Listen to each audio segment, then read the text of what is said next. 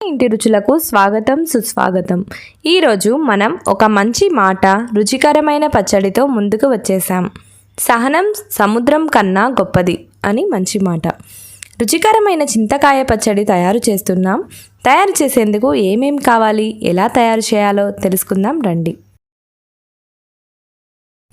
కావలసిన పదార్థాలు: కేజీ చింతకాయ తొక్కు, 200 గ్రాముల ఎండుమిర్చి, 200 గ్రాములు వేరుశనగపప్పు, 50 గ్రాముల ధనియాలు, 20 గ్రాముల జీలకర్ర, 50 గ్రాముల ఆవాలు. తాలింపుకి ఆయిల్ కేజీ, ఆవాలు 1 స్పూన్, జీలకర్ర 1 స్పూన్, వెల్లుల్లి గుప్పెడు, కరివేపాకు గుప్పెడు, ఇంగువ.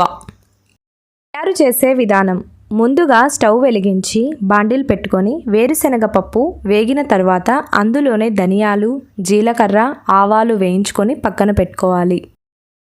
అదే బాండిల్లో ఆయిల్ పోసి ఎండుమిర్చి బాగా వేయించుకోవాలి.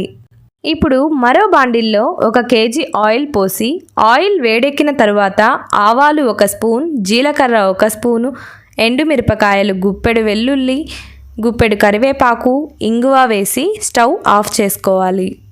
తరువాత వేరుశనగపప్పు, ఆవాలు, ధనియాలు, జీలకర్రను మిక్సీ తిప్పుకోవాలి.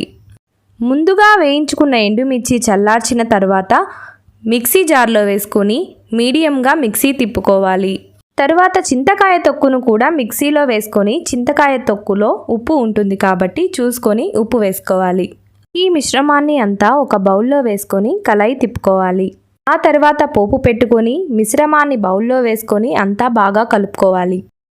చూశారు కదండి, రుచికరమైన చింతకాయ పచ్చడి రెడీ అయిపోయింది. తడి లేకుండా జాడీలో నిల్వ ఉంచుకుంటే ఏడాది పాటు నిల్వ ఉంటుంది. అయితే నేను ఏ కలర్స్ కూడా ప్రిజర్వేటివ్స్ కూడా వాడటం లేదు. ప్యూర్ హోమ్ మేడ్ పచ్చడి. మీకు కూడా కావాలంటే వెంటనే వాట్సాప్ చేయండి, మన నెంబర్ స్క్రీన్ మీద కనిపిస్తుంది. రుచికరమైన చింతకాయ పచ్చడిని చూశారు కదా. మరిన్ని కొత్త వీడియోస్ కోసం మన ఛానల్ని సబ్స్క్రైబ్ చేసుకోండి.